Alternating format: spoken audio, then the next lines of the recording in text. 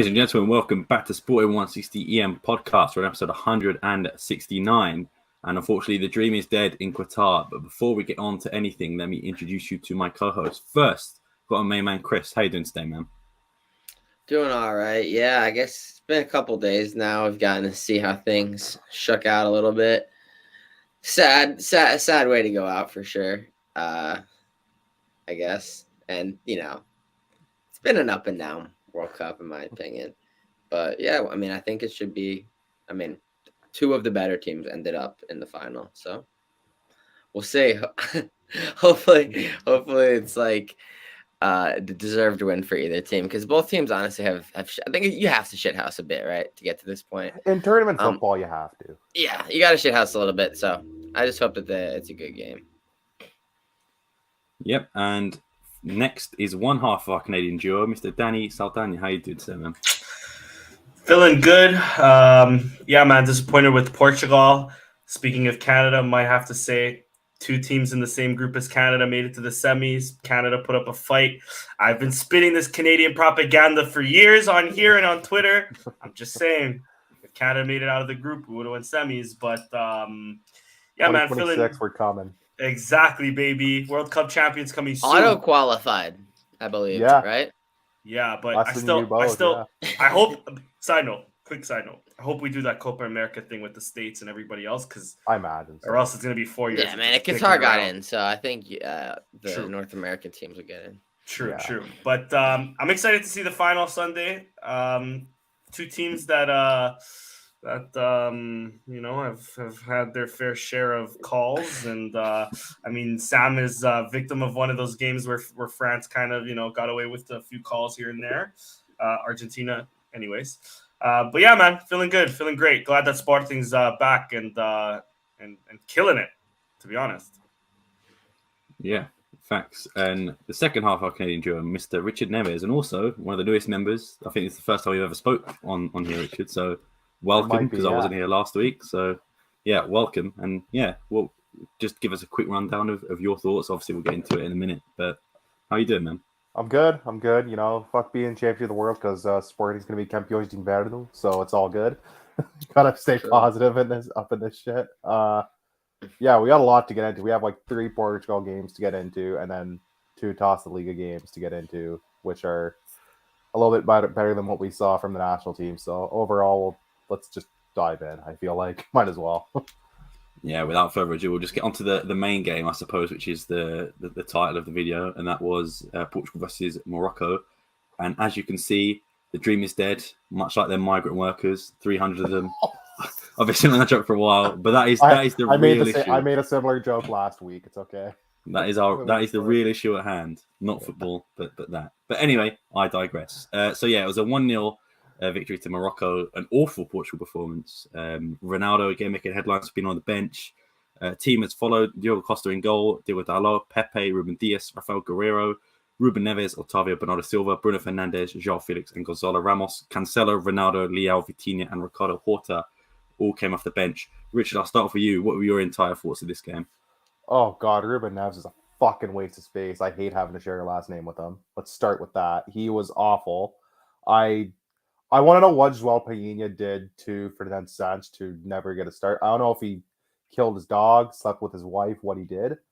I feel like he would have been far better suited for this game specifically. I thought Ruben Neves has been one of the worst players on the pitch for us.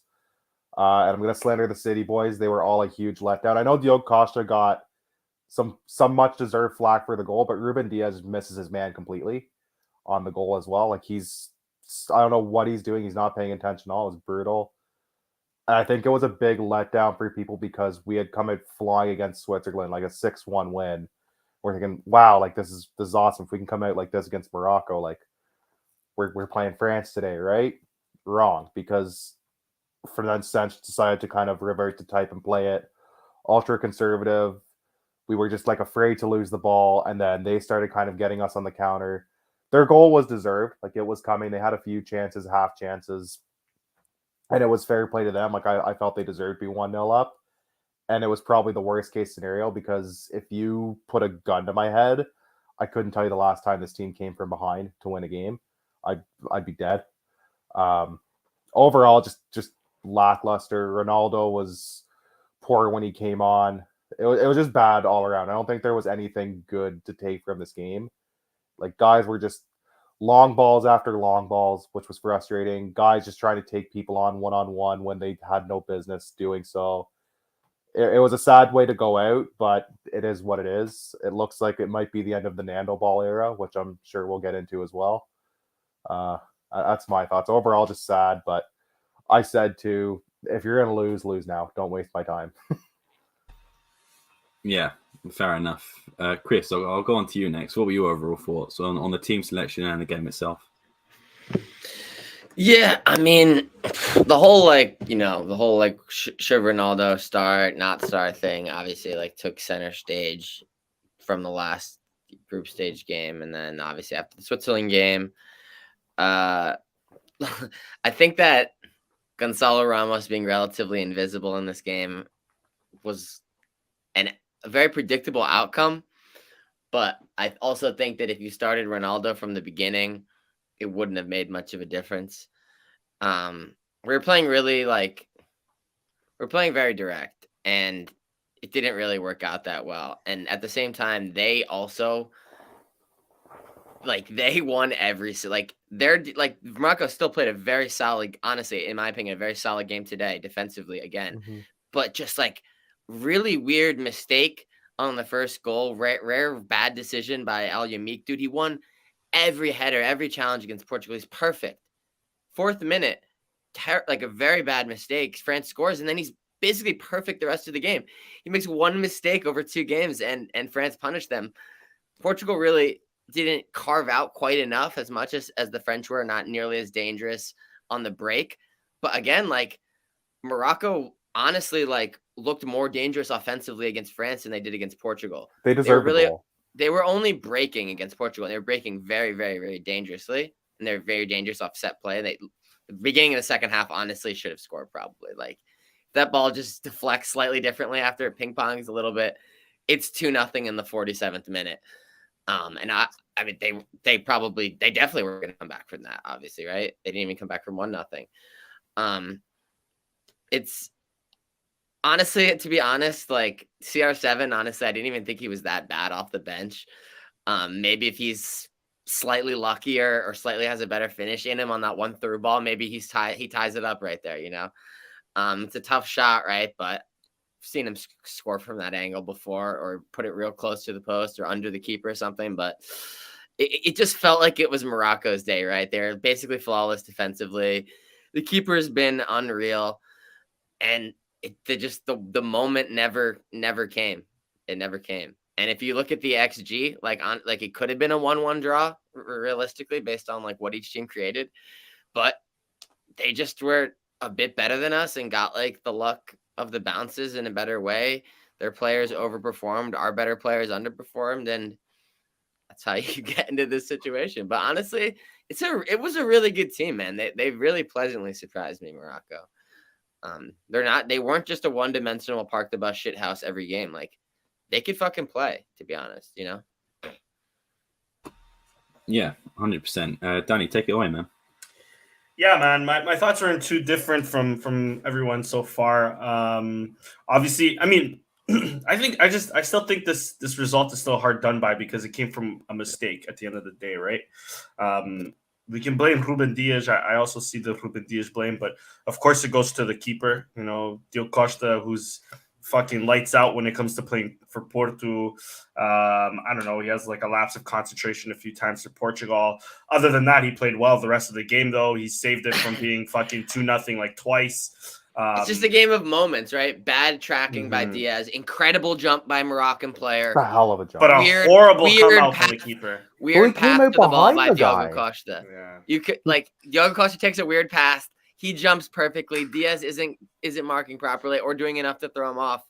And all 3 of those things just combine perfectly. The way the ball bounces, if that bounces a little bit harder or further back, maybe that hits the bar, It bounced into the roof of the fucking net. Yeah, unlucky. It was just inch perfect on so many ways. Everything had to happen perfectly. And it literally did. And it did, exactly. And that's the shit thing, because I felt like Portugal, up until that point, dominated. Afterwards, dominated possession. Like they were really only like relying on their counterattack to sort of beat us. Not enough has been mentioned of this. Why is Cancelo not starting, even if it's at the left? We lost someone huge in Nuno Mendes, who we seen in that wasn't the first game. Sorely against missed. Uruguay. Sorely missed, honestly. Now, Yeah, I and he think got this would have subbed been a off game against prime for Uruguay, Nuno and he Mendes. was huge for us. Huge for us. He would make such a world of a difference on the left. But anyways, again, why Cancelo didn't play, I don't understand either. he got on the shit list. He came on as a sub. But and and he didn't do bad. It's not to shit on Guerrero because Guerrero didn't have a bad tournament to me. But I agree with Danny. I think he would have probably been better suited on the left. At the same time, Dalot kind of outplayed him a bit further right. I thought Cancelo was 100%. one of the big. I thought Cancelo was one of the big letdowns of the tournament. I was really excited to see him hopefully kind of let loose and break out. And then I think for him and Bernardo especially, it just seemed like they just couldn't get anything going this whole tournament. I don't know what it was. It was just disappointing all around because I felt like there was such an expectation, and we see the ones who watch Premier League week in, week out or close to it know what those guys can do, and it just felt like such a letdown. Exactly. Yeah. And I mean, and then Guerrero. I personally feel Guerrero is like a shadow of what he once was in 2016. Yeah. Obviously, some years have passed, right? Like this happens to players, but that was 8 years ago or 6 years ago. Exactly. So fair enough. But he's nowhere near the level what he was. He's never hit the level that we all thought he would hit. Very injury prone. I don't know if that like hinders his confidence or whatever, but the left side was missing from minute one. I felt Cancelo should have started and would have maybe made a difference. I know hindsight's 20, like hindsight is what it is, but obviously Ronaldo should have started this game. I'm with you, Chris. I don't know if it would have made much of a difference. I just feel like it would have at least. He would have had more minutes to try to do something magical. The thing is he had a moment. You're hard. I don't think he has 90 in him, and he tires out, and it's not worth. Like if I'd rather have the beginning or the end because I know I'm gonna need him, I would rather have him at the end rather than him being gassed from minute 70 to 90. I get that. You're hard pressed as well because you're gonna bench a guy who just scored a hat trick. Like that's 100%. It's not. But you had the balls to bench. Bad. You had the balls to bench one of the best players in the world, though, or one of the best players of all time. You can bench a kid that scored a hat trick against a poor Switzerland team. I think it's a tough spot for the coach. Like I do want to give him some props. It's a damned if you do, damned if you don't. 100%. Scenario, because if you lose either way, you're gonna get, as we've seen, he's got a lot of criticism for it. But let's just say Portugal somehow ties this game up, right? 1-1, and then they shithouse win in PKs. Ronaldo would then start the next game because Ronaldo played better than Ramos in this game. And if they went through, I think he would have started, right? And I don't think would people have been saying like it should have still continued to be Ramos? Like no way. With that. But here's my thing. I guarantee you it would have been like a 40% of the people, bro. The thing with me is to throw on Ronaldo, who's already like not up to scratch of what we're used to at least. No. At the end of the game where the pressure's on with 1-0. I mean, I don't think he did as bad. He had that chance where I thought he was going to score near post, but he had two chances. Made a great chance. Yes, 2 chances. But then on the ball, he was poor. He didn't score his chances this tournament, man. He had a couple chances in the Ghana game. Like, if we look, he probably had like 7 chances this tournament, and he scored a PK, right? That's what he has to show for it. And more so on our unlucky side, I just remember Bruno Fernandes hitting the bar. I don't know if that was a cross or a shot. Yeah, wild. If that goes in, it's a different game, right? But yeah, I mean, I was more so. I'm not even that sad about this Portuguese team because I do feel like we had the team to at least hit semis, of course, maybe reach a final, the final that everybody that loves football wanted to see. It could have happened. It could have happened. It could have happened, but too many players let us down. Bernardo Silva, I've been preaching on for the last few weeks, a ghost. I didn't see him. João Felix had a decent first half. Aside from that one shot that Ronaldo gave it to him, nothing. Rafael Leão did well coming off the bench. He's one that I would like to see him start more. I understand Ramos had a hat trick, but at the same time, this is a game by game basis. Maybe give Leão a chance. I don't feel like Leão had the proper chance. I don't feel like Vitinha had the proper chance. No. I mean, we already mentioned fucking Pelinga. I don't understand what Mateus Pelinga or Nunes, William right? needed to do. Mateus Nunes never no reemerged game again. time. Mateus Nunes, I'm not that mad He about. came in the the one day, game like, and played well. The one game he came in, he played It well. was He the had a spark to the it was game. the Uruguay game. 15, Korea game too. 15, Korea game he played 20, well as well. I thought. You know, and then he just kind of disappeared as a serious option. You know.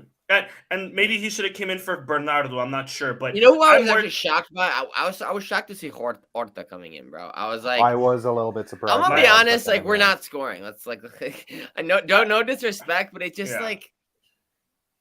I'm not mad at the option though, because we don't have another fullback. He's at not least in it's his a peak winger, form. you know? He's not in his peak form. You know? Agreed. I think the story of this game is, and I said this too. I had a friend who came over to watch the game. I said I feel like we could play this game for 4 hours. We're just not going to score. I've seen this movie before. I watched. Al-Yumik's going to win 50 disagree. headers. I think we play this game 10 times. We win 9 times out of 10. I think on this day was we that one lost. time. Yeah. This was that one time that we just, everything went perfect for their goal. It felt they like could have went up. They could have went up 2-0. I admit that, but I feel like we could have scored our chances too, and it would have been a different game because they are solid defensively. And then of course when you have Amrabat and fucking Ziyech and even Hakimi bombing forward, of course they can hit us on a counter. They can hold possession well, and they did play well today against France. But I think their redeeming quality is how good their defense is, and then they have a solid keeper behind them. Yeah, they're so well. Yeah, Sport of Montreal, and that's it. Yeah, that's all I have to say. They're so well organized at the back. I've seen this movie before. This had the exact same vibes as the Belgium game in the Euros and as the Uruguay game in the last World Cup, where we had chances, we were pressuring them, and we just couldn't do anything about it. It was like we could have played this game for a day. We could be still playing the game today, and I don't think we would have had a goal. I felt that's what it felt. I just wasn't our day. But full credit to Morocco. I felt they were deserved winners. They frustrated us. I felt like after 70, 75 minutes, it was just we kept spamming long balls and nothing was happening. And that's when I kind of figured, yeah, this is done. The dream's done. There's even a point I thought Pep scored the tying goal. I almost laughed out of my seat. Shout out with to a Pep. broken I've arm. always loved Pep. I think now even more so as a Portuguese fan, you have to love Pep. I'll miss him or not when he's done. He's one of those players that you see that image with him and Ronaldo at Sporting that you think what could have been, if we were smart, if we were a serious team, but of course, we're the banter club of Portugal, so here we are. But True.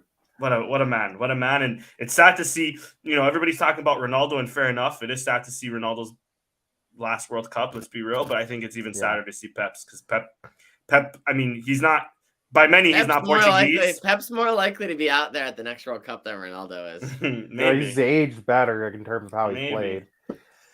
They're both going to be in the squad in March. What do we make of all the Ronaldo stuff surrounding this whole tournament? Because I do think they can sit there in all their press conferences and say it's not a distraction. It's a distraction. I think you're being asked. You could see. I think it was one of the earlier press conferences. I think it was Bruno was sitting with the coach, and they asked about Ronaldo, and you can both kind of see them. You can see both guys kind of go. So just sigh okay, this shit, here we go. Yeah. It drags on. You're being asked about it all the time. It is exhausting. I imagine as much as they can say it wasn't a distraction, I think it 100% was a distraction. Yeah, I agree. I've been listening, and I agree and disagree with some of the points. I'll start off with disagree. Sorry, Danny. I'm starting off with you. No. I personally don't think Ronaldo should have started this game. And I understand that Gonzalo Ramos was invisible, but like Chris said, after you score a hat trick, you can't bench him. Maybe if you switch the team around, maybe I think Bernardo Silva should have been benched. I've never seen him have a good competitive game in a Portugal shirt. I'm talking about friendlies. I also don't count Nations League as competitive. We don't count qualifiers either against Luxembourg. Exactly. Sorry and to say. I think Bernardo Silva is. If he didn't play for City, he wouldn't be in this team. The same with Ruben Dias and Cancelo. If you told me they paid for Benedict Sad, I would have believed you. That's how bad they were this tournament. Ruben Dias looked so uncomfortable constantly, man. He Yeah. just looks. If so you out told of me he was place. playing with like a torn meniscus or he was ill, like he didn't look normal. He didn't look okay. He didn't look like something was himself. wrong with him, bro. Yo, and quickly on Ruben Dias, he's been benched for the most part at City this season as well. Like he's not coming not into been an this outright with great starter. form. Exactly. So, but yeah. Anyways, go ahead, Sam. Yeah, I was just saying, in this tournament, I understand that Ronaldo is one of the greatest players of all time, and the stuff he's done for Portugal. No one here is going to debate that he's a legend, one of the best of all time. But it comes to a point where Michael Jordan is one of the best basketball players of all time. I wouldn't put him in the Chicago Bulls starting on it right now. I think it's just age, and that's the thing. I respect the man. He's a great footballer, but as the saying goes, "Father Time waits for no man." And let's be honest, he could still go out in like a Serie A or no disrespect to a Ligue 1 side and win. Look at Giroud and Zlatan. They're winning titles, they're playing games. But at the top level, at World Cups, Premier Leagues, and even the Spanish League, I don't think it's cut out for him anymore. I haven't seen anything in this tournament that I thought, wow, Ronaldo played really well. Against Ghana, he scored the penalty, but he missed a lot of chances. Against Korea, he assisted their first goal, really. We don't count the Hera God goal. I think he's just not in good. He's just not in good form. He has no confidence. He's not. Now. He's got no confidence. I mean, he's been through a lot. I don't necessarily like. He can play a lot better. Like, let's just say he goes on loan somewhere, right? Or actually, he's a free man, right? He signs for wherever. He signs for some Italian club and like just gets in form. Start like he could play. He could play decent again. Like you see him out there sometimes. He just looks uncomfortable, man. If he receives the ball too far away from the box, it just gets caught under his feet, man. He doesn't even look like he can like pass the ball sometimes. But he can return to a place where like he can like do something again. Like, and it wasn't that long ago that he was still doing something. Like I think calendar year ago, he was still like exactly. It's a surprise because it's such a quick downfall.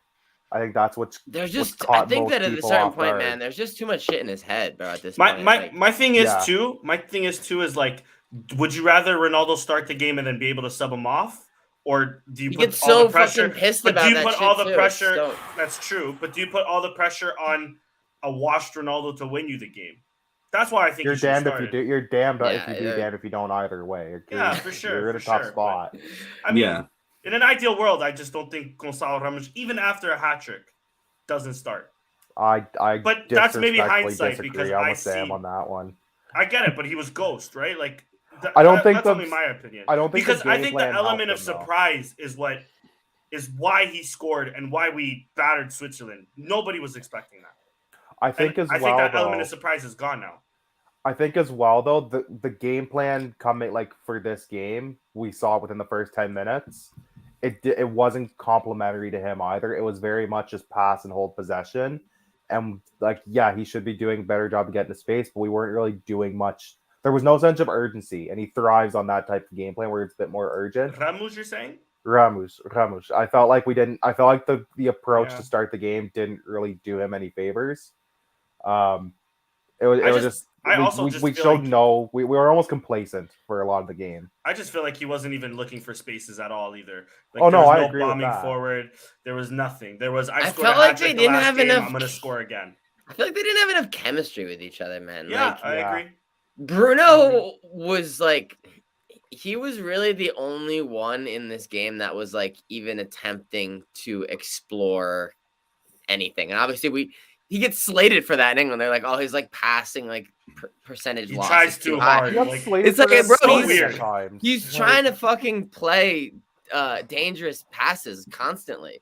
Yeah. And like a couple times they went too far, but it's like the only option he really had was just that switch to the other opposite outside back. Like, like you could tell, like sometimes you would see someone run around the back line and they'd stick their hand up and there's that 1 second where if you play it, it just never got played, bro. Like there was no chemistry out there, and just underperforming from the guys that were out there. Like Bernardo, bro, so much running, so many passes, so many touches for just no end product of any sort of anything productive whatsoever. It's just so disappointing.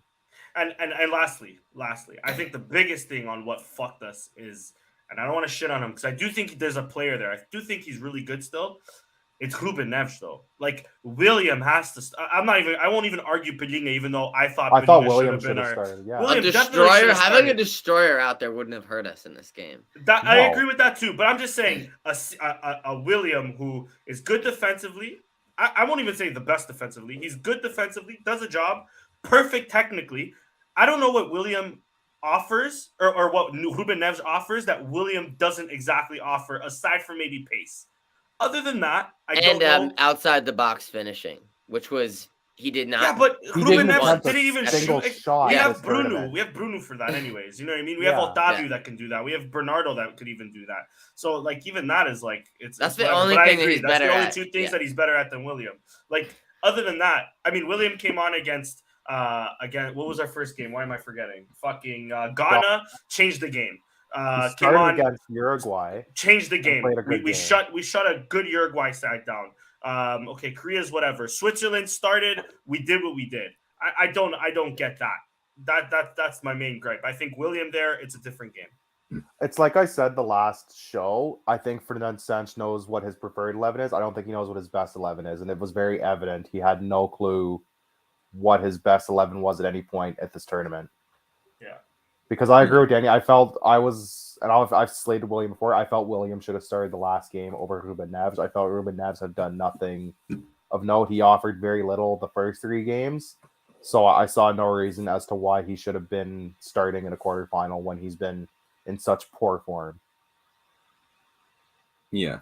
Last thing I'm going to say on Ronaldo, then I'll move on to quick fire, just quickly of the other team. That I think the press didn't help at all. But I also think that also stems from Ronaldo's interview with Piers Morgan. Exactly. If he doesn't do that, then the press aren't.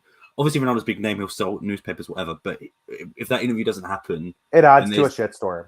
Exactly. There's no way to spin that interview, and that interview was spun many different ways, as we saw, in many different narratives that came out. But a lot of that was brought on himself, which I think I'm not going to say the team were like affected by it because I don't know. We don't know. We weren't there, but I don't think it improved anything. If he just went in silence, and these guys are Premier League players, a lot of them.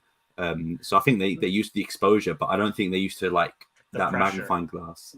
I think that there has to be like, as far as like a media perspective, like I think he must sell like in a way that other guys don't. Otherwise, they wouldn't keep doing it, right? And you can even look at it's like Messi didn't even have that good of a season last year, right? It was just totally average, especially by his standards, and like.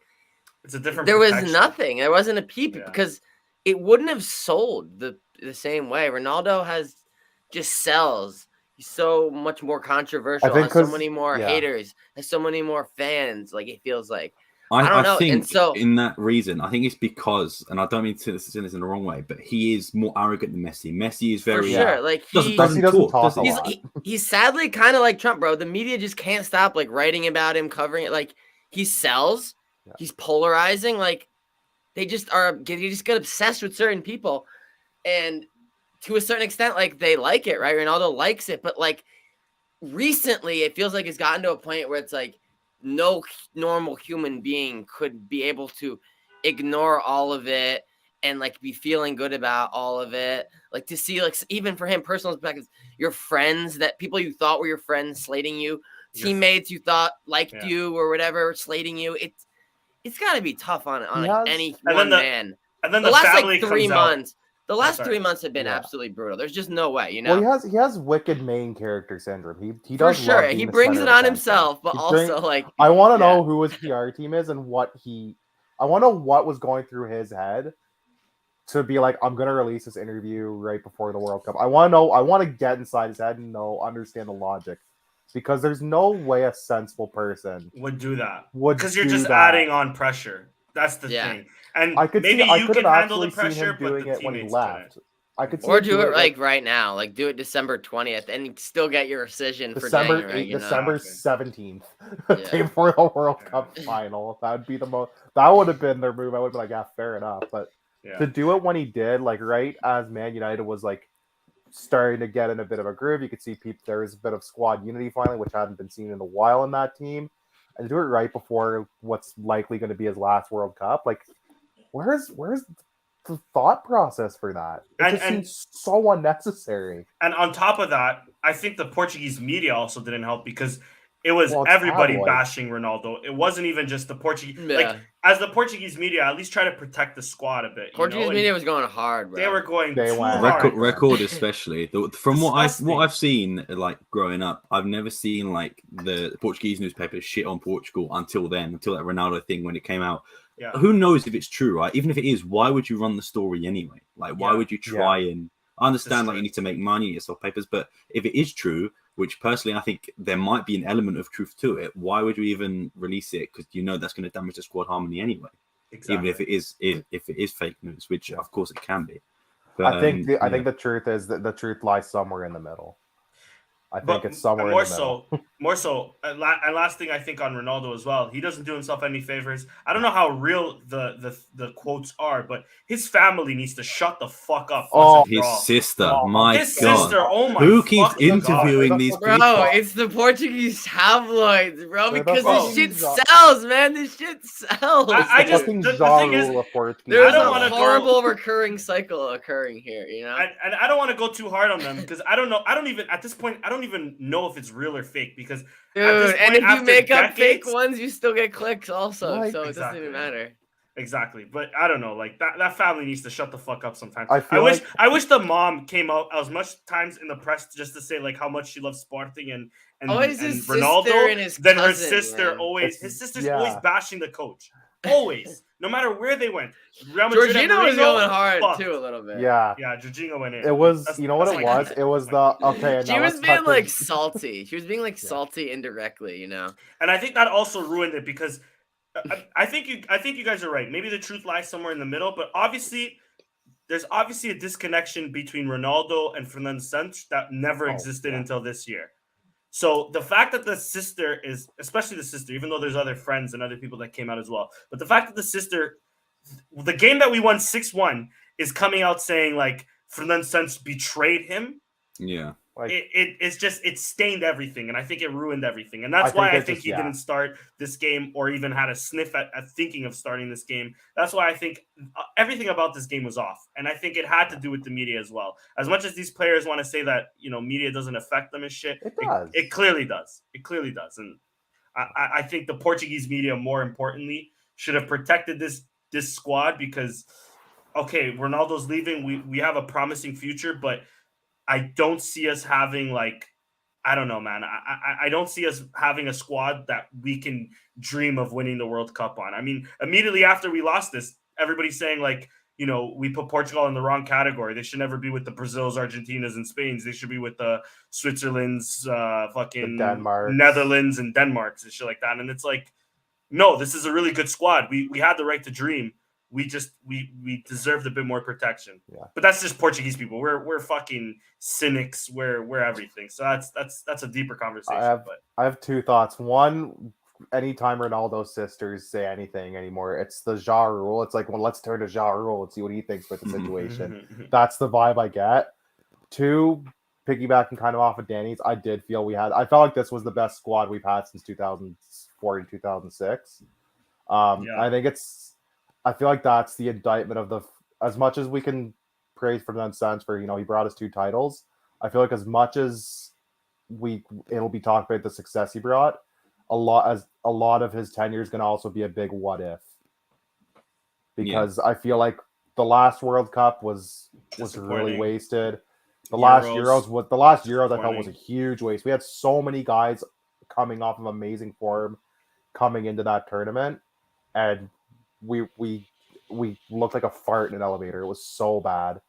And then you come into this World Cup and it's very lag. I don't think outside of the Switzerland game, there wasn't a game where I felt like we looked amazing. It was just such a letdown. I think that's going to be unfortunately for him, the big indictment on his thing is, as much as we'll talk about the success, it's going to be a lot of what ifs and what could have been and if so's and maybes for his tenure, unfortunately. Yeah. I agree with that. We'll move on because we do have other things to talk about. Yeah. We'll move on from Ronaldo at least. Just my final thoughts. I agree with Danny saying about William. I thought William was one of our best players this tournament and very underrated as well. I want to give a shout out to Otavio as well. I thought Otavio was pretty good. Yeah, Same with Bruno. Bruno was good too. Bruno was was our by best far player. the best player. I felt like that midfield trio was really good this tournament. But yeah, but stay on Otavio because a lot of people, myself maybe included, criticized Otavio coming into this Seleção maybe a year ago, and I think he's been like that important cog in there to really. He was the difference maker in this midfield. Yeah, but there's also some assholes on Twitter that just don't like him because he's fucking Brazilian. But those are the that's same true, assholes that don't like Pep, you know, Yeah. because he was Brazilian, but he's like maybe the best center back this nation has ever Yeah, seen. well, Or second to Ricardo. Pep's a European champion. You're not, so eat shit. Yeah, exactly. Fuck off.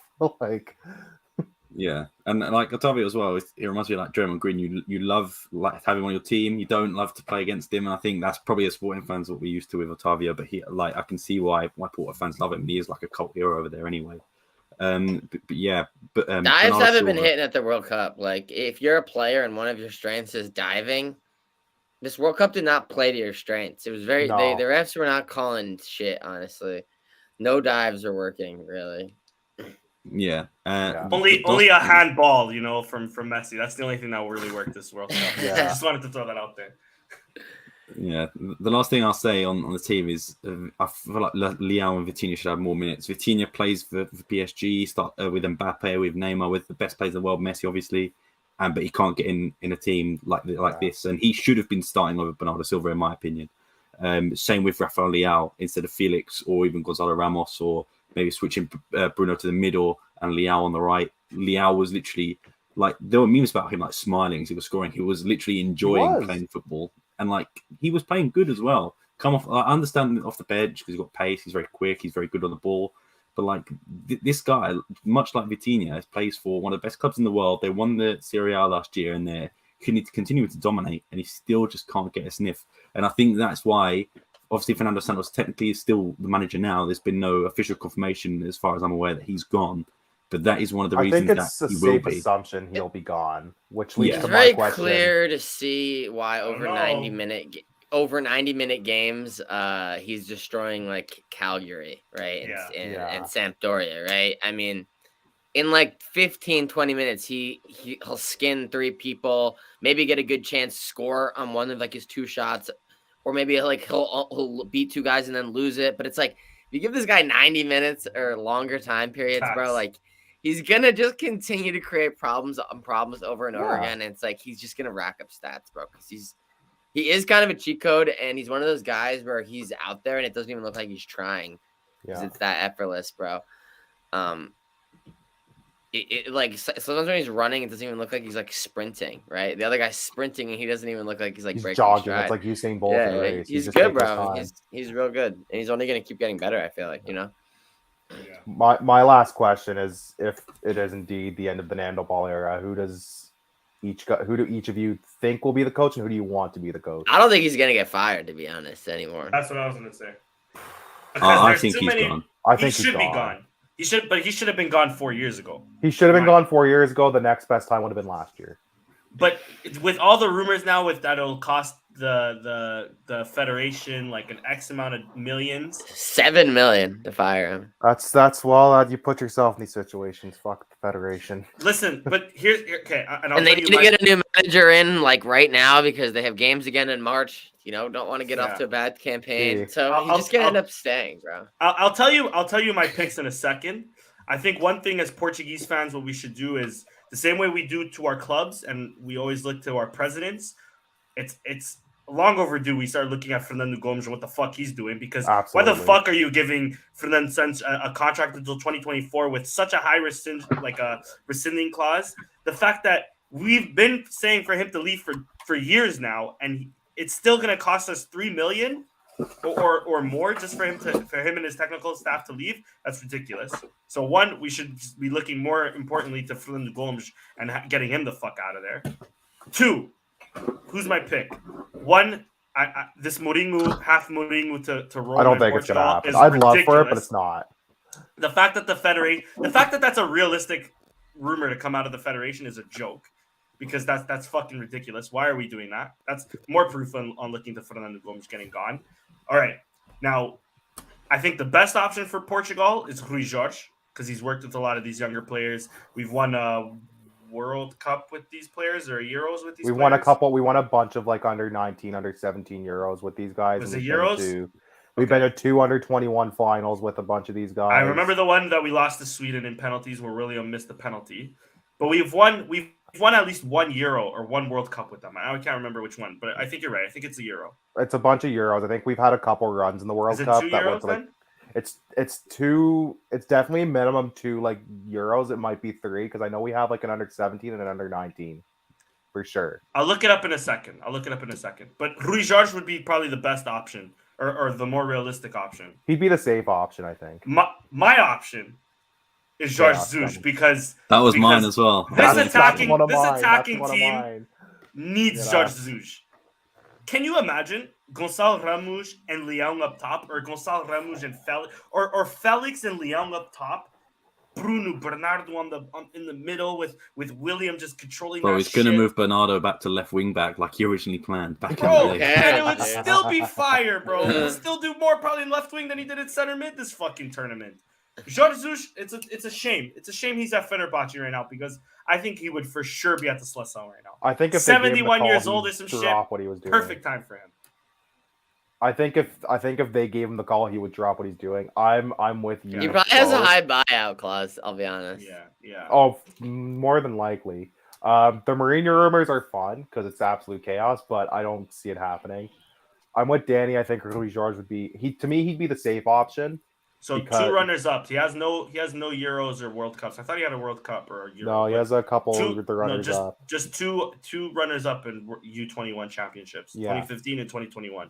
So he's never won one with them, but 2 finals, not bad. I know that there's whoever's an age group or 2 below him. There's a couple Euros in there, but I guess it's not Rui Jorge, I suppose. Yeah, Jorge Jesus would be fun. I'd love to watch him cook with some of this team. Rui Jorge is the safe option because he's known to the federation. He's known to a lot of the players. He's probably the most low risk option you have. But I'm an advocate of chaos. I'd be okay with Jorge Jesus. Little outside pick. I would love Abel Ferreira, but I don't see that happening. I would love to see him come in. I think he might have some fun and fuck around with this team, but if I'm a betting man, it's Rui Jorge probably ends up taking over, unless there's an outside pick like a Jardim or like a Paulo Fonseca from out of Jardim nowhere. would be but nice.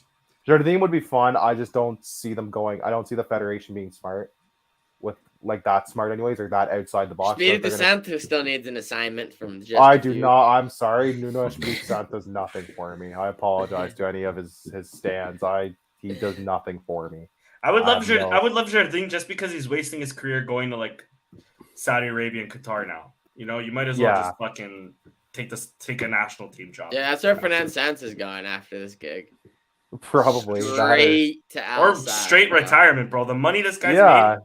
The How money this old is guy's he? He's made. a He's gotta freak, be up man. there. No, he's a freak. He's gonna keep trying to make money. He's one of those guys. I feel Well, if he like. goes to like Saudi Arabia, he probably doesn't have to worry about having to commit tax fraud. Yeah, he'll be good to go there. He can cut out a middle step. Yeah, Yeah, if I had to power rank like my top 3 though, it'd be Jorge Jesus, Abel Ferreira, and then Rui Jorge would be like my third pick. But I think it's gonna be Rui Jorge. I think you guys are missing someone, and I think this guy is an outsider to get it, and that's Bruno Lage. I think he's out of Wow. a job. You know what? This Forgot was about brought it. up to me. That's an interesting point you raised. He's out of a job. He's young, so he has time True. to grow. And like he's coached a lot of these players already, True. and I think he's got room to grow as a manager. So I genuinely think that would be my yeah. No, my good favorite. shout. He's got the right boss, The you right know, so agent, we're yeah. good. Yeah. Yeah, He's got the agent. Fuck. but no, I would love Mourinho just because I think like we talked about George Mendes being like an influence. Mourinho's gonna pick who he wants. He's not gonna listen to Mourinho that. won't take bullshit. noise. The Roma gig is like over the 2 years. It like this is the best it's been going, right? So Hey, He's Conference been League doing well. champions for life. Conference League, he's doing well in Europa. Who did they? Yeah. They just got somebody decent in Europa though. They were in the top 4 for Italy for a while. Then they lost Dybala. I just think it's too soon for Mourinho. Though I would love him, it's I just too would. soon for him. I know a lot of people are like, I think Sam, you might have shared a tweet today from Cabina Desportiva where someone's like, it would just be a Fernand Santos 2.0. And I'm like, no. Sofia 'cause Oliveira, man, she it's talks fucking some plug. shit. But No. it would be a Fernand Santos that knows how to win though. That's You the know main what? difference. He would have a plan B if plan A didn't work, and he wouldn't take shit off of anybody. He would prepare. I think Mourinho's best quality isn't the style of play; it's preparing his team for games. He And gets with Mourinho, we don't lose this game against Morocco. he gets his But again, teams to run through it's too soon for Mourinho. he Too can soon. get his teams to run through a fucking brick wall for him, and that's the difference. I don't think Fernando Sanchez had that since the Euros. I don't I think think he he had had that that in the ever since I think he Griezmann. kind of had it for the Euros, where guys were willing to do whatever it took Yeah. and would do what they were told. I think since then it's been a slow decline to no, like I'm not going to listen or get fucked. I think Mourinho would bring back some of that team spirit that's been missing since then. Yeah. Because that was the most united that team felt was at the Euros. For me as well, if Mourinho could take it alongside Roma, I mean, I'd be happy with that. I know Ancelotti did that when he won the Euros with Italy and Zenit, I believe. So it could be one. But I'm going to give my rogue shout. Danny took my George Jesus one, so I'm going to go with a different one. If we're talking about we need passion and desire, get me Conceição in. Get him in. I would love Conceição too. I genuinely think that he could be. I know he's an idiot and all of this, but like I mentioned with Otavio earlier, someone you want to have on your team. You can't tell me he wouldn't motivate like 90% of this squad. Probably not Ronaldo. I don't think they'd get on very well.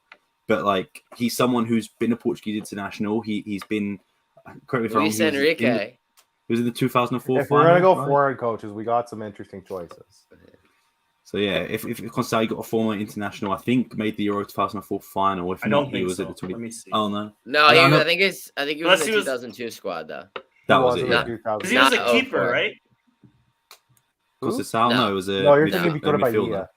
Oh, sorry, I'm thinking of Nunes Son. That's what I'm thinking of. And you're thinking of Nuno. Yes. But no, he's been there. He's obviously quite well known in football, not as a manager, as a player. He's been to Champions League finals as well, I believe.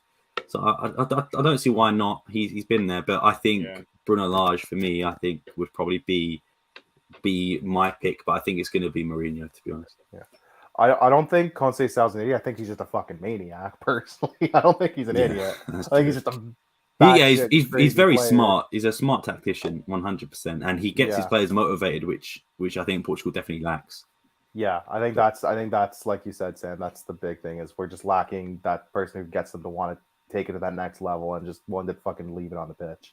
Yeah, the thing with Porto as well, it's literally like they play for the badge on the shirt, and like that's what we need in the Portuguese national team. I think players that like this could be your last game if you don't play. Because that's sort of what I feel he does at Porto as well. It's like if you have a bad game, you're dropped. They did it to Marchesin, to get Costa in. He's done it to other people before.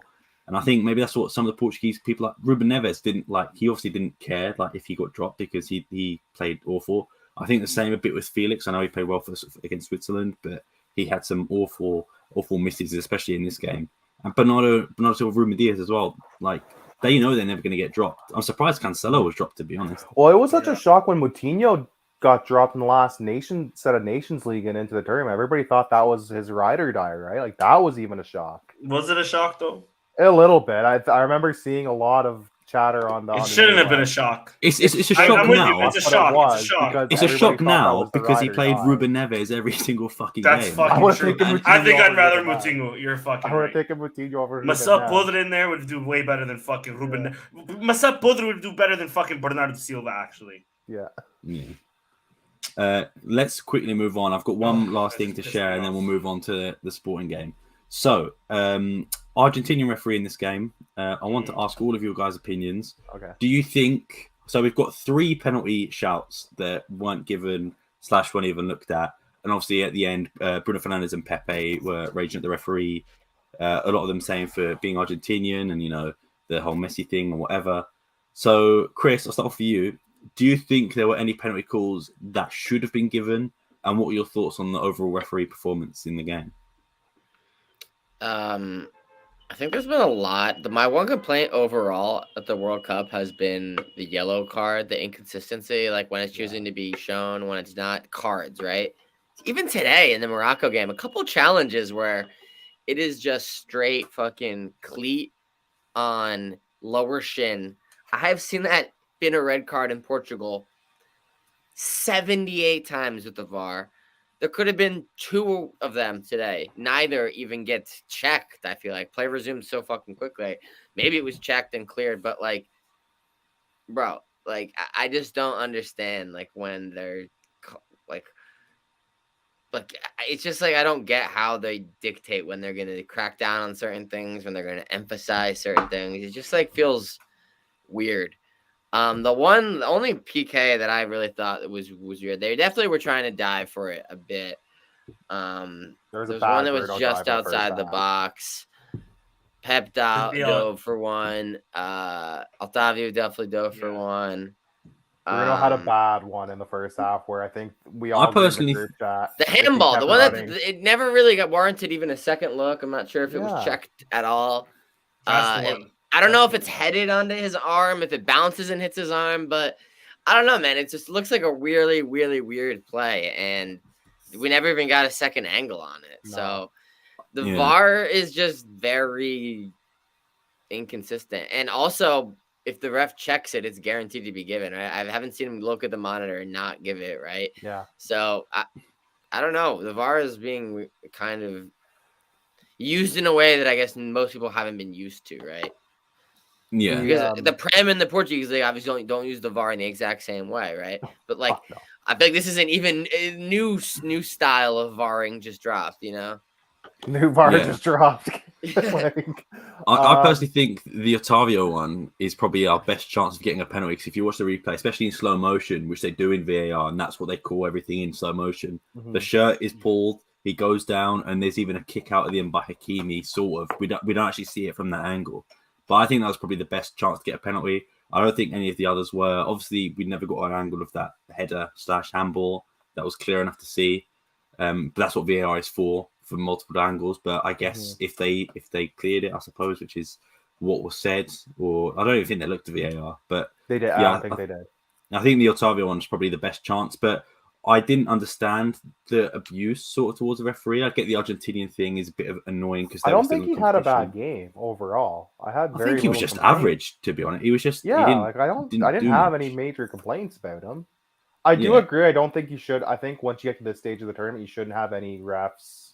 You know what's also really inconsistent? You know when someone's about to break and you just kind of like grab their waist or hold them back, bro? Like that in most cases is almost always a yellow. At this World Cup, it's never a yellow. So I don't really get how the rules just changed there. Yeah. So you can just stop counterattacks without punishment now. Like, I mean, they've been very lenient. Sorry. No, that's it. That's all I had to say. They've been very lenient with the yellows this World Cup, I've noticed. Here's the only thing that maybe they're rattled about, but this is the only thing I'm rattled about, is that VAR was also Argentinian. I agree with you, Sam, though I do think Otavio kind of like really threw himself into that afterwards.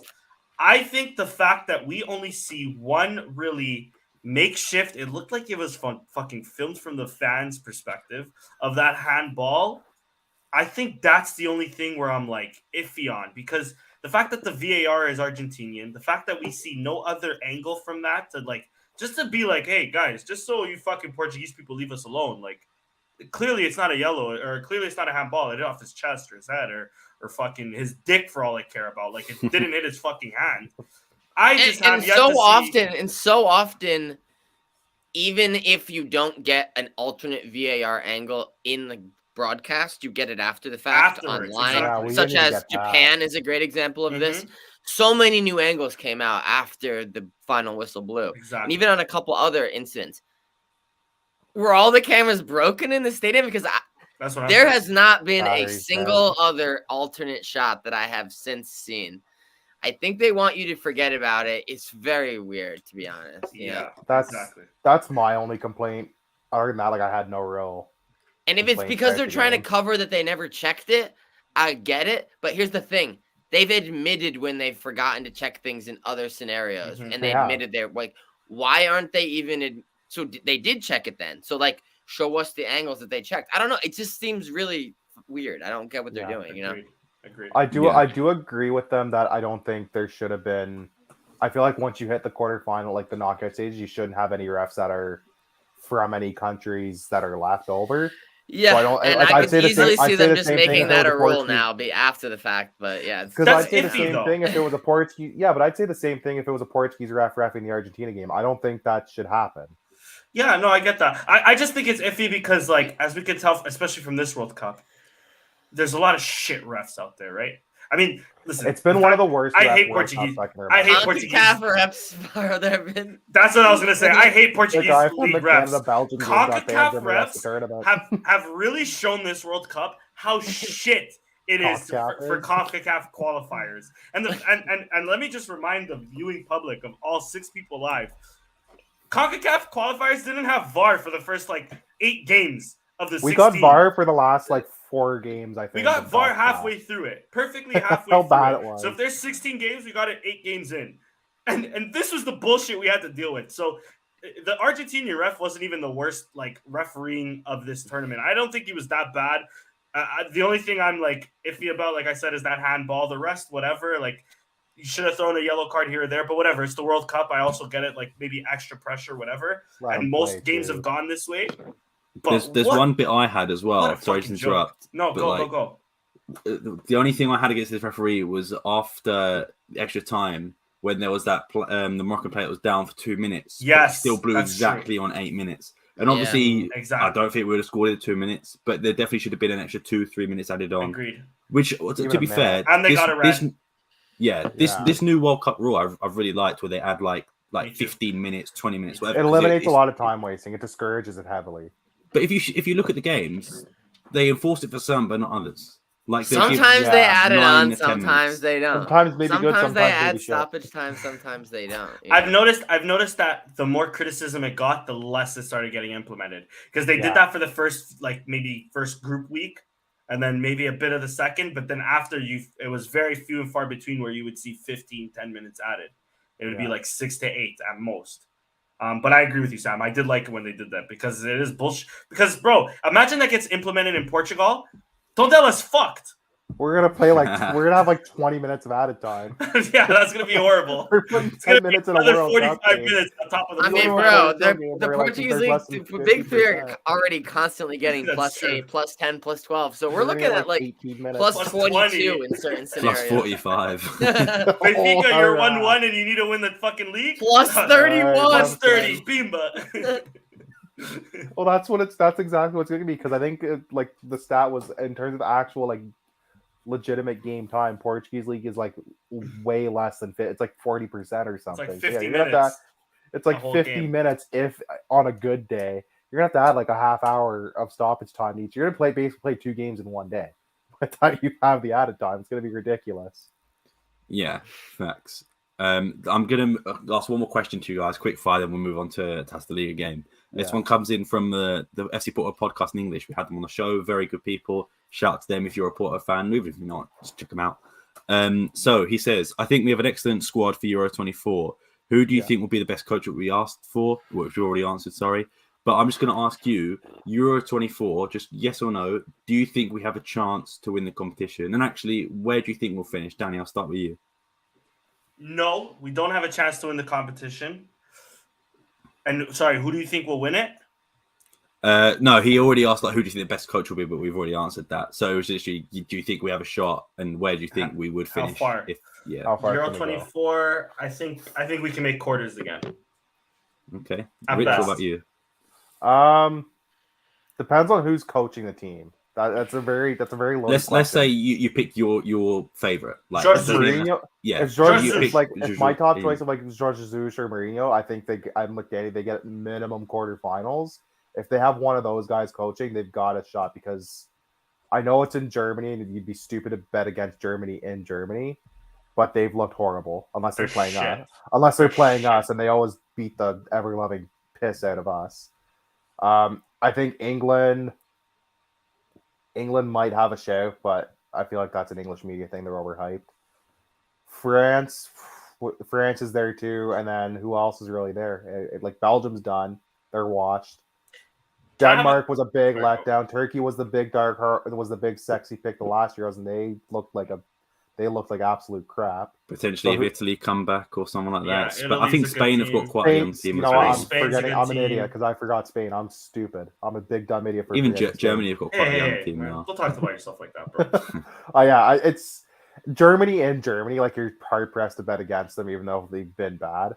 Yeah, they're Yeah, shit. like I think the real contenders are going to be like one of Germany, England, France, Spain, and then I think like Portugal and maybe Italy are like that tier slightly below, where we could absolutely make a run, but we might need something to go our way, or we might just need that little bit of magic in us. I think, but like a lot of the other teams, like Netherlands, I put them on the same level as us. Like they're probably a team that they could absolutely make a run, or they could be out in the first round. Denmark was a letdown. Their Turkey was a comeback, letdown. though. Like, Sorry, Netherlands' comeback was crazy. oh, we were watching that at work, and I Crazy. almost ran out of the Love building. that. I I almost love that. ran out of the building when that happened. I was losing my mind. That was amazing.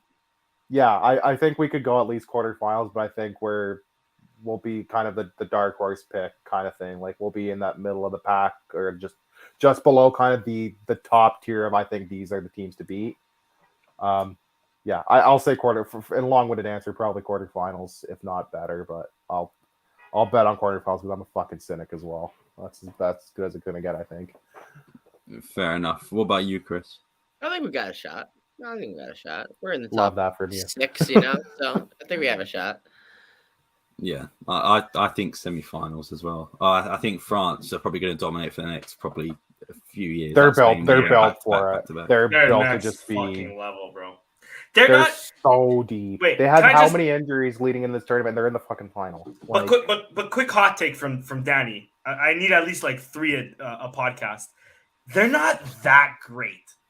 Against England, they don't play they that really great. sat the fuck back. And I mean, stupid penalty. I don't know how Kane doesn't score that, but really I sat said he was the going to fuck miss as soon as he back. went up. I knew he was in England's- his head. I had a feeling too, because he's Tottenham, and Tottenham bottle it everywhere they go. You can take the guy out of Spurs. You can't take the Spurs out of Everywhere they go. And England, I don't think are that special, but England dominated France. Even today, Morocco dominated France, and Morocco's not even a team to dominate you. They're more of a team to really counter. And I mean, I like France. I on paper, they're incredible. I think the thing is with France is that Mbappe's you massive. just can't let them attack because they're That's all the literally. thing. And the make thing you is, pay. too, with They France, don't need too, much. one counterattack and you're dead. Mbappe just Yeah. kicks it down the line, runs through it, and it could just be He a goal ran past like anytime. 3 I guys seen him- in the bro, second half. Mbappe It was today- unbelievable. Unreal. And Mbappe today, in like the 90th minute, you think he's about to just chill by the corner or by the offside No. flag? Boop! Nutmegged. Gone. Get the fuck out of my way, bro. Almost scored a whole goal if it wasn't for like for Hakimi actually like getting in his way. They're unreal, but they're not that great. I will say, I think part of that does come down to. Let's go. I'm French on Sunday. I'm bringing out the Zidane jersey. Oui, oui. Bro, we're Canadian. Nous sommes Canadiens, nous sommes Français, mon ami. You betcha. You I will betcha. say part of it, I think, comes down to they kind of do have the French Fernando Santos, where Deschamps does like to play a bit more of a conservative style, and I get it because it is tournament that's true. football. And I know a lot of French fans that's been the criticism of they kind of feel like how we feel with Fernand Sanch. They feel they should be attacking, but I think the difference is the French team. We need a lot sometimes to get a goal. That team, you don't want to give them anything because they will make you pay. And they're so deep. They had how many injuries coming in this tournament, and they're in the final again. Like that's how crazy deep this team is too. And I'm with you guys. I feel like they're just going to be dominant. They're going to beat everybody in the face for the next 5 to 10 years. Like they're so good. Yeah, agreed. We'll move on. We've talked about Cristiano Ronaldo, talked about Messi, we've talked about Mbappe. Let's get to the It's shit only that right we've matters. talked about Paulinho, man. So we move My on to the guy. Taça de Liga, The real goat. Yeah. the real goat indeed. Yeah, Yes, it was you slated him on last podcast, and you don't get to say I shit don't know what about you're talking about. I Paulinho. don't know He does it on every podcast. I don't know what you're talking about. listen to. I don't know what you're talking about. I don't know what you're talking about. But I no, remember it was that when we have Tiago Tomas back on from loan. I love Paulinho. I've never said anything bad about him, bro. I don't know what you're talking about. It was a 5-0 domination. Team as followed: Franco Israel in goal, Matheus Reis, Coates coming back for international duty, Inacio, Ugarte also back, Matheus Fernandes, Arthur Gomez, Pedro Porro, Trincao, Paulinho with 3, of course, and Jovan Cabral. Firstly, I'll just give a quick shout out to Arthur Gomez, who everyone shut on when he first signed. and he's probably I think he's been a been pleasant him and Morita have been absolutely fantastic. Yep. Shout out Matheus Fernandes as well because he was a quality. But last but not least, shout out the goat Paulinho, man. 3 goals. He's been on fire in November. More club goals than Ronaldo. That's some of your goats, by the way. More goals than Ronaldo. And he actually has a team to play for as well. But anyway. He took not getting called up to the World Cup personally. Yeah, he was exactly. like, fuck you, I'm going to go off. He saw Gonzalo Ramos score a hat-trick. He was like, you know what? It's bitch, my I'll do it time as better. well. Exactly. But Danny, since you're the biggest Paulinho hater here, I'll let you take this one. What were your overall thoughts on the game? Overall thoughts on the game, and more so the Taça da Liga in general. I thought it was good that we came out in dominating fashion in all 3 games. Just because, you know, it's a lot of the season's been shit as it's been. But more so it's been a long period without playing any games and without match rhythm and all of that. So it's good that we came out and we dominated these games. Even though Marítimo didn't have anything to play for this game. Horrible team. They haven't won in 16 games. They haven't won in 16 shit. matches.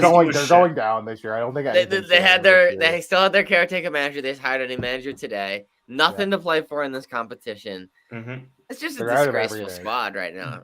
Exactly. I think they go down this year. I don't think I hope. I mean, fuck them, bro. Fuck, for real. They should have been down years ago. Yeah, I have no love lost for them, bro. No, exactly. Fuck Nonetheless, you can only beat what's in front of you. You can only score what's in front of you. So good on Pauling for scoring today, for scoring 3 yesterday.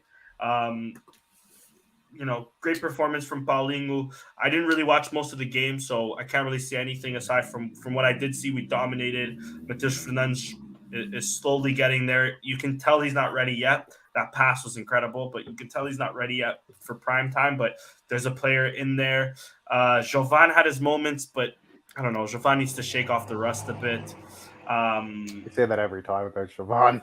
Yeah, I'm just going to interrupt. He needs to go. He does need to go. We should have capitalized. He's not Sporting quality anymore. He's just going to get hurt in like 3 games anyways. We should have capitalized on Bubble Jovan at the end of like the 2020 season when he was just trying to go sicko mode. Extending his contract is one of the stupidest moves I've ever seen. It was a move. It was a move the club needed to do because we didn't properly plan out this window, though. That's the thing. But he literally is like the most injury-prone player. He barely starts, and when he does, he's awful. Like we could have just bring Rodrigo Ribeiro or someone from the youth team, give them minutes. But I don't think Jovan's better than Artur. He's not better than Nuno Santos. He's not better than Fatawu. I was gonna say that he's not better than Fatawu. No. Agreed. But here's the thing. You say that, and I agree with you. But into a similar vein. I think it's our second highest, not our highest. Our second highest transfer fee was for a center back who's still not healthy. I was about to say, you're going to say that Jovan's the most injured guy when Jeremiah St. Just also plays for us. I'm not going to lie. He's not played in so long, I forgot he existed. that's a bad thing. That's not. But nonetheless, on this game and on this team, good on us because we needed these wins to put us hopefully in the right track. We'll see how it is in 2 weeks or in 3 weeks when we play Marítimo for the league. And if we keep this same sort of energy, if Paulinho can still score here's the thing that makes it very unlucky, I feel like, in my opinion, is because we got an unlucky group setup. So our quarterfinals against Braga. I mean, that's not when is that? Like tough. Monday. And it's next like Monday. It feels like the group stage and the quarterfinal are like one thing, and then like a final four is another thing. So it's like it's been a great 3 quarters of it, right? We still have that last quarter of it to play. It's not at the neutral set yet. Luckily for us, because of the luck of the draw, it's at home for us at least. So that's one thing that benefits us. But like, it'll be salty if that great group stage just goes to waste because we go and lose to Braga right now. Agreed. It'll be another letdown. But the only reason I say that is just to say like it could have been a lot worse. We could have struggled in Taça da Liga with all the time for sure. Yeah, we could have been like we run this tournament now. Fuck, we're fucked. We obliterated a second division team. Exactly. Yeah. We did what we had to do. Exactly. So let's see. But you're right. You know, let's see against Braga. It is a tougher draw, but we are at home. Braga's also rusty too. So we'll see. We are at home, and hopefully we actually have people there. It's not a COVID era game because of fucking monsoon. Just decided to No, hit Yeah, we it. should have like 16K Low-key- or so, you know? Low key, hopefully there's nobody there because this is a bubble team, bro. This might be a bubble. You put a bubble in right now, the Lakers are winning the championship. I think it's the same with Sporting at this the point. Porto bro. and Benfica fans that said we won because of the bubble might be onto something. these Do you think it'll be a highly attended game or a lowly attended? Nah. It's on a maybe 15 Monday mil. night. It's gonna Monday you'll be night, lucky to hit 15 mil. 20. You'll be Monday lucky to night, hit but 20K. people will be like, we haven't had a good game in a while. Asking about can't they were giving away a lot of free tickets, Mhm. and Oh, the they went for gesture no is use. in theory, last game got canceled, right? So let's see what they can get to, even if they're padding the stats a little bit. I think Let's see if they you'll can be get above lucky to get 20. to 20 mil. Challenge, get above 20, right? I think that's a fair challenge, Facts. even Last with thing on even with this thing- handout tickets. Yeah. bro, and that's the thing. Last thing on this topic, I seen a few, like very few and far between on Twitter, like complaining, like, bro, why are you canceling the attendance? And criticizing that the bancada was full, like of the president bancada. 6,000 would have been the attendance if it didn't get canceled. Yeah, Or there would have Bro, been I was just nobody about to ask, there. how many went to the last game? Who did we face again? How many went to Farense 14. and I think it was like Wow. 14. 17. Wow. If they open that game Show. to public, Riwa they was on the road. Ferenc was at home. And Ferenc. Ferenc was about 17, I think.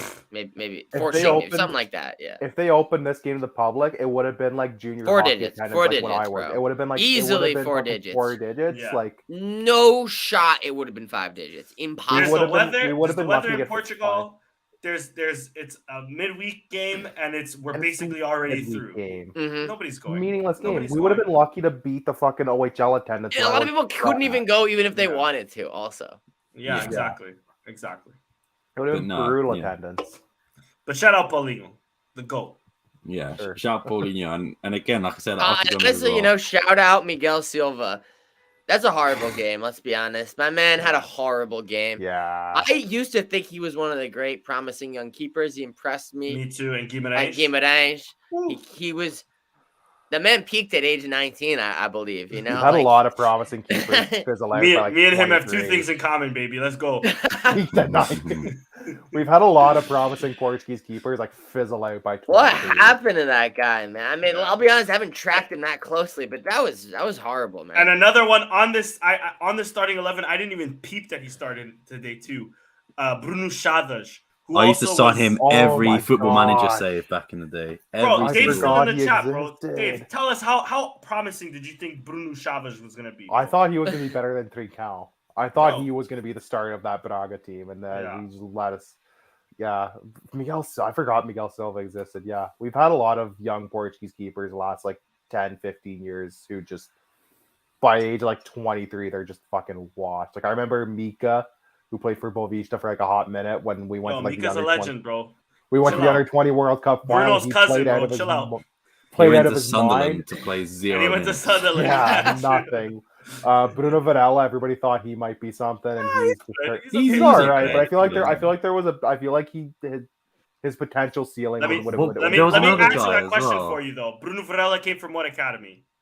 Benfica, no? Okay, exactly. That's why everybody thought he was gonna be the next fucking best thing, bro. There was another guy. I think his name started with, is it Andre something? He was linked to us every single like. he Andre was like- Moreira. Oh, Andre Moreira. Moreira. He's That's- just a that's- few. Remember him? Yeah, exactly. Yeah. That's the George. And There was him, also João Pereira. Joel Pereira. Pereira. You know where I think he plays right now? I think he plays at Grasshopper, which is a just a few club, which is so That's funny. Like, hilarious. Yeah, that sounds very right. Yeah, That's where I forgot Tomas Joel Ribeiro Pereira. plays. yeah, The if you, fucking- the kid we wanted. Yeah, there's But been a no, few Portuguese keepers that just they've been fucking washed by like their early 20s over the last decade and a bit. There's one that I'm watching now. I say watching, not really watching closely, but I think he's gone to Belenenses Sad. Can't remember his name off the top of my head now, but he's like I said, I'm a Football Manager merchant. He turns into an absolute god. Yeah, I can't remember his name, but I digress. Yeah, it was a good game. Obviously, Paulinho started the show, but I was glad to see performances from guys like Rochinha, even though it was limited minutes. I feel like we've not really seen him at all this season. Pedro Parra back to scoring again. Fatau really nearly had an good. altercation with Mhm. a post. Like Yeah. that was nearly a concussion for Fatau. that was so bad. or like a And- cracked skull. If you saw Ugata's Instagram story as well, it's so funny. It's so good. Yeah. but no, yeah. Rich, I'll give this one on to you. If you've got anything more to add, what were your overall thoughts on the performance? I'm sorry, team. I have zero things to add. Like, it was a 5-0 win. I got to watch a decent chunk of the game. I watched all the highlights after. It was a game we were pretty. The only way we would have not gone through is if we lost by like 10 goals or something. Like, there's not much to say. My They man only ended Matthew- up winning. Rio have won by I think 1 or 2-0. So Yeah. Yeah. So there's very little complaint. It's good though, 'cause it's a good confidence builder, good team building thing. Especially because the season has felt like a bit of a letdown. But I feel like if you can at least get a toss the league a trophy, you can't. If you win a trophy, you can never count a season as a full failure. You can count as disappointment, but you can't count as a failure if you win something, even if it's the Mickey Mouse Cup. it's harder to win now, though. Let's be fair. This is the hardest it's been. It's harder. To win. It's harder now because we There's have one we have more an extra game. round. One more We have an game extra you have round. to And win. it's against a good Braga team. Braga's So Braga's all of impressed the me a years good that chunk. we've starting in 2017, we became the ties to the League of Merchants, It's been Final and Fours. we've never won it in this format, including the years where we won semifinal in PKs, won the final in PKs. Imagine winning the quarterfinal in PKs, semifinal in PKs, and final in PKs. I mean, that's some goated shit. Well, we had the fucking the first one where we lost the final on PKs to Stubble, and then we had the Pedro Silva game the year after, which pissed me off because we come off like a 4-1 win against Porto in the semifinal. I know because I was really bored and we found that game on YouTube and rewatched it. The 4-1 because I have nothing to do. But yeah, I think since it's moved to the Final Four format, we've always shithoused our way to the final and Yeah, eventually 6 win. straight Final Don't mind Fours. it. Listen. Yeah. All I'm saying, Jason, SCP, só com penalties, baby. Let's fucking go. I want another shithousery to It's the funny fucking because final we used to be again. shit at. We used to dread going to penalties for years. Yeah, I know. Well, we We don't have have a Renan very good anymore. record. It's not the same. That's we true. do have a very good Right, record. nah, I don't Yeah. trust Adan in net, bro. That's true. Get me Ricardo out of retirement. He was a penalty fucking shootout merchant. Facts. He was a monster in penalty kicks. Facts. I remember that name of the Belenenses keeper. When I say I remembered, I've googled it, and it's Gonzalo. I think it's Tabusal. Yeah, I was gonna ask Yeah. you if it's Yeah. that guy or Alvaro Ramalho. No, I've it's- seen no. that guy before at Benfica. It's But Tabusa Gonzalo. I've never heard of. That was He so- is like on FM he just turns into a god. Just a So, yeah. monster. He's one I'll be watching if Valence or if he moves somewhere else. But Are you on FM 23 already? yeah, man, I'm doing a Mangual save actually. Fuck. Okay, I Oh. need to get that. I, was need a- to- I need to get Football Manager at some point. I played it once, and I took Betamar from like fucking Div 4 at the time or whatever strides we were into like Div 1 and won a Tasa and a league cup or something stupid. I'm in Yeah, Division FM is 3 at the elite. moment. I got 2 back-to-back promotions, which is really difficult in this game. 'cause That's, you have to, yeah, it's a lot harder than doing it in FIFA. yeah, even if you win the league, you have to go into a playoff, which is stupid. Like, surely if you Yeah. win, you should automatically get Harder. promotion. Yeah, no, dude, it's hard to get promotions, Hard to get man. up. Yeah. As Hard you can to tell get with it up. Sporting bid, bro. It's hard to get In real back. life. In real life. And I'll be honest, the new Liga 3 format made it a bit Even easier. worse. Because Yeah. if you don't, I'm pretty sure in real life, if you win Liga 3, you get automatically promoted. Oh, but you were in I the think fourth. you You were in do. the Yeah, I'm in Campeonato Liga 3 Portugal, yeah. now. So If you I win was in Liga He the- was 3, in you're like up. the league before, like Campeonato Portugal. was Yeah. insane. That's the one, yeah. And then even before, Used to like be in the groups. digital as well was Yeah, the a strides digital are marathon. brutal. I managed to get Quaresma on an amateur contract, which was and Rolando. Don't kill me. so- My Like- God, I you know what? Rolando, I used to bro. always sign for whatever reason. I always had to go sign like 2 middle-aged Portuguese guys. Those were my guys in FIFA career mode for a good time. It was Quaresma and Rolando. They literally were like, "We'll play for free." I was like, "Fuck it, yeah, Sure, sure." let's go. But Stupid yeah, to say no. I think Chris, do you have any more to add to this game? No. They never. I mean, it was over within Before it started. 10 minutes. It and was. we scored This in was the a close first game minute. until the kickoff. Yeah, great ball, to be honest. Great third ball.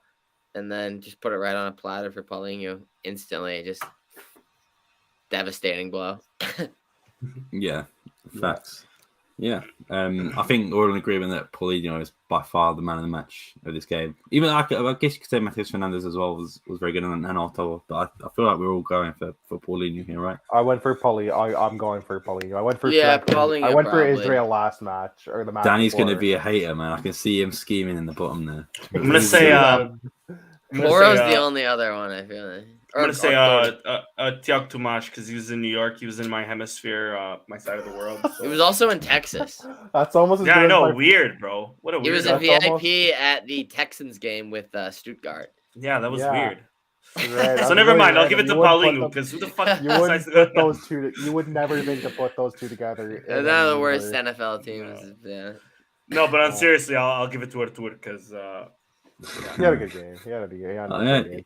He's a good guy. Well, I like That's almost as good as my Franco Israel pick from last time because he scammed a living. fact. And then to be fair, I've been bashing Artur since he came in. So let me show us. He's been a very pleasant surprise this season. He's been a very pleasant surprise. He's showing up now. He's showing up now. I don't think he's done anything. He's else shown aside from that He's shown Tottenham goal. flashes. Well, I mean, yeah, after which that is Spurs honestly, game, I let's be rated him. honest, kind of Aside a from that miracle. Tottenham game, he hasn't really done much, in my opinion. Yeah, fair enough. I don't know if there's anything to add. I think we covered most of it, unless you guys can think of anything else. The only other thing that I anything think with I the want to odds? add, because I thought of it today Yeah. because I was watching the basketball derby, Sporting and Benfica. Sporting pulled out the win. Big win. Yeah, what do you think I was thinking of allegedly Trevante punching DJ Fenner in the face, breaking his jaw maybe, and for the team backing Trevante and DJ Fenner is now off the team, but Trevante, who has very honestly over the last year been injured and had weird things happen to him where he's not playing. Probably should have Personal left. things. He played today. Looked great. I mean, I can see Yeah. why they don't want to ever get rid of him, right? He's still a baller, right? He played today. Club But legend. that, I mean, a lot of the things that I saw in the immediate follow-up of that is he ran and told Ojogu, just wait for the truth, blah, blah, blah. It's now been a week and there's been no follow-up stories. Record hasn't came in with their, this is actually what really happened version article, which usually they do. Radio silence. So I'm just We inclined needed to a believe. TMZ cameraman like they did in the Draymond Green Jordan Poole Yeah, I'm situation. inclined to believe we need the that, video. I need the that tape. they're just trying to make it go away and not talk about it because the events laid out as originally reported is just the true story. Yeah.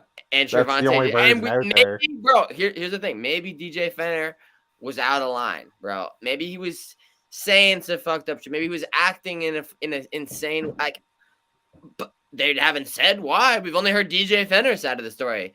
There is no Trevante Williams side of the story. So I don't know what he did, but all I know I'm is also that surprised that kinda Travante's not crazy. tweeted anything because he lives on that platform. I'm he surprised has he's not even, tweeted, bro. He has tweeted, but he just hasn't nothing tweeted about about that. that. No, yeah, nothing He's about that. been Nothing quiet. cryptic either. Yeah. It's not like Yeah. you can Yeah, break usually stuff you down. can bank on a subtweet or so. He's been nothing even related. So, yeah, It's I very don't- straightforward stuff. I don't know what to make of that or how that would affect the team or if this is just going to blow up in their face later on in March, something. But Fenner's gone, I think, and I guess they're just going to keep rolling with it. I don't know, man. I think they're burying their head in the sand and hoping it goes away. Yeah, I'm with Yeah. you on that. I don't think they have any intention to let it get any further than what it's Pretty than this conversation. crazy. And So it I makes think you we're the wonder only if ones there's talking other about it. locker room problems that are going to come up eventually. Oh, Very usually soon, something does. If once one thing happens, you can usually expect something to happen later on. Maybe not immediately. Yeah, I All do think takes- something happened, but I don't think we're going to find out unless Trevante leaves at the end of the season. Then I think Sporting will magically say, "Oh, by the way, this happened," to try and tank his stock. Well, or then we'll whatever. get him on the show. Let's actually get him on the pod. And then Dude. once We he's- tried that and once this before. time, I was and about this to time say, they bro. can't block. And this time they can't block him if he's not on the Yeah, team. if he leaves That's the true. team, he That's can true. always. Yeah, let's try and get DJ Fenner on. Let's do it. Yo, Let's see I'd what be we do. down. Boys, I think we're on to fucking something. Dude, I mean, We're on this now. it's Damn, too you're a soon. smart guy. I think it's probably too soon, but We gotta Yeah, wait yeah. till like the new year. Let's give it 2 months. wait till he New year. rescinds. Yeah, we know exactly where he's at, and then boom. Yeah. Go, hey, we Because got a I don't think he's proposition. rescinded yet. I think he's still under contract, but I don't think he's. I haven't yet. seen anything with any termination or rescinding or anything. Yeah, but he yet. was for example, he wasn't there today. Wasn't dressed. Wasn't No. at the luge. So I don't know. Wasn't even in the stands. I don't think, from what I could see. No, I don't. Yeah, I doubt it. So But yeah, I guess on that bombshell, we'll wrap up here. Make sure to follow the guys here. First of all, follow Chris on Twitter here. You can follow. Don't forget to follow Steph, who wasn't here today, but shout out Steph. Follow him there. Follow Danny here, Richard here, myself here, and don't forget Sporting160EN on Twitter, Instagram, TikTok, Spotify, and pretty much wherever you get your good podcast will be there. But again, thank you for watching. Hopefully, we'll see you soon. And peace. Allez le bleu, allez!